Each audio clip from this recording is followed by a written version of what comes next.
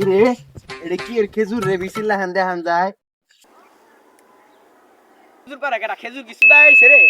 বাবা, তুমি রাগ কইরো না আছে। আমি কিন্তু সাধারণ মানুষ না, তুমি কিন্তু অসাধারণ। তোমার দুটা কথা কই, রাগ কইরো না। তোমার কাছে তো দেখি আমি খেজুর খাইছি, কি রাগ করলা? না রাগ করি নাই। একটা কাজ করো বাবা, তোমার হাতটা দাওছেন। বাহ, খুব সুন্দর কোমলমতি পচা হাত। আমি এখানে স্পষ্ট দেখতে পাচ্ছি বাবা, তুমি হ্যান্ডেল মারতে মারতে তোমার হাতের উপরে আলাদা একটা লেয়ার ফেলে দিয়েছো। হ্যাঁ, পরিষ্কার হয় না তো?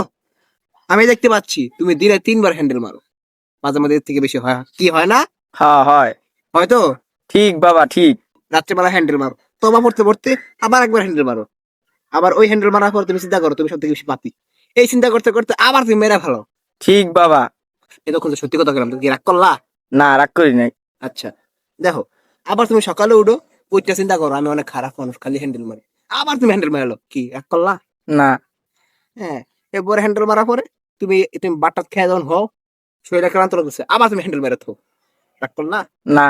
সত্যি কথা? হুম। তাহলে খেজুর এসে কিছু মনে করছো? না। রাগ করলা? না রাগ করি নাই। ও খেজুর গাছগুলা লাগায় হারা পারি নাই, একটা খেজুর খাইতারি না। ও গাছগুলা কি তোর বাপ দাদা লাগা শিয়ে গেছিল? কে রাগ করলা? কে কি হইছে? ও খেজুর গুলা কি তোর বাপ দাদার গাছ লাগানো আছিল? এগুলা খাইছস আবার কস রাগ করছি নাকি? বাইরে